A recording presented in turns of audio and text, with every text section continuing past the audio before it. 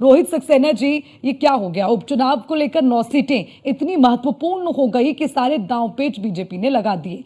अब ये लड़ाई तो पीडीए वर्सेस पीडीए हो गई। इसका जो पीडीए की फुल फॉर्म क्या है समाजवादी पार्टी के लिए और बीजेपी के लिए क्या है वो भी मैं समझाऊंगी, लेकिन उससे पहले आप ये बताइए 2027 पर आपकी नजर है। उपचुनाव आपके लिए सेमीफाइनल है 2027 का, और लोकसभा चुनाव में जो रहा उससे भी आपने सीख ले ली है शायद, लेकिन ये परिवारवाद में आप भी घिर गए। जो कहते थे जाति जाति में नहीं बंटना है यहाँ पर लेकिन परिवारवाद के आरोप आप पर भी लगने लगे जैसे सीटों का बंटवारा हुआ उपचुनाव में। स्पष्ट करिए। धन्यवाद अर्चना जी। जैसा अभी आपने सर्वप्रथम एक बात बोली जी। कि पीडीए का फुल फॉर्म क्या है समाजवादी पार्टी का, तो पहले जो अपना आप लोग बताइए। समझ रहे हैं पीडीए का फुल फॉर्म वो नहीं।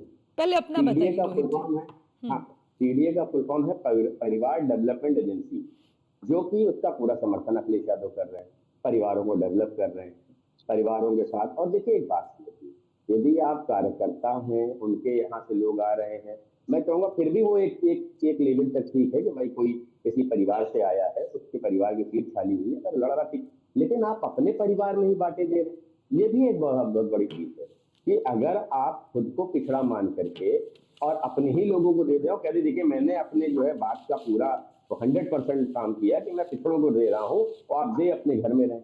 तो मुझे ऐसा लगता है कि हम लोगों को जो जो इनका पीडीए का फुल फॉर्म है वो परिवार डेवलपमेंट एजेंसी करके समझ जाना चाहिए। अब बीजेपी के पीडीए का फुल फॉर्म क्या है? दूसरी देखिए, जैसे आपने जो बात कही कि भारतीय जनता पार्टी, मैंने आपसे भी कहा ना कि यदि बात से आ रहा के परिवार की सीट रही है, उसके परिवार ने अगर वहां से मेहनत करी है, एक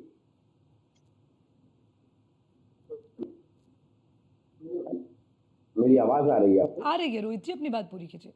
पीडीए की फुल फॉर्म तो बताइए अगर बीजेपी उसके के लिए। परिवार के लोग जा रहे हैं किस्मत आजमाने, वो पार्टी के कार्यकर्ता अगर रहे, पार्टी अगर उनको मौका दे रही, तो इसमें मुझे लगता है कोई बुराई का विषय है नहीं।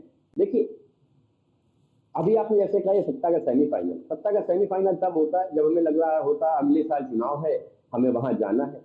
अभी तो हम 27 तक बैठे ही, और अगर वन नेशन वन इलेक्शन का फॉर्मूला चल गया तो फिर 29 में चुनाव होंगे, तो फिर हम 5 साल बैठे हुए हैं उत्तर प्रदेश में। तो ये कोई सत्ता का सेमीफाइनल नहीं है। हाँ, लेकिन हमने जिन कैंडिडेट्स को चुना है वो सारे जिताऊ कैंडिडेट्स हैं, उनको जीत के ही आना है, इसमें कोई दो राय नहीं। और अखिलेश यादव जी जिस तरह से अपने ही परिवार को आगे बढ़ाने में लगे हुए हैं, मुझे लगता है उनके कार्यकर्ताओं को इस बात को सोचना चाहिए कि जो पीडीए है उनके लिए जो अपना परिवार डेवलपमेंट एजेंसी चला रहे हैं वो स्वयं के लिए चला रहे हैं। बाकी अगर आप कार्यकर्ता के रूप में आते हैं तो मुझे लगता है इसमें कोई कार्यकर्ता के रूप में चुन के आने में कोई दिक्कत नहीं। जी ठीक है।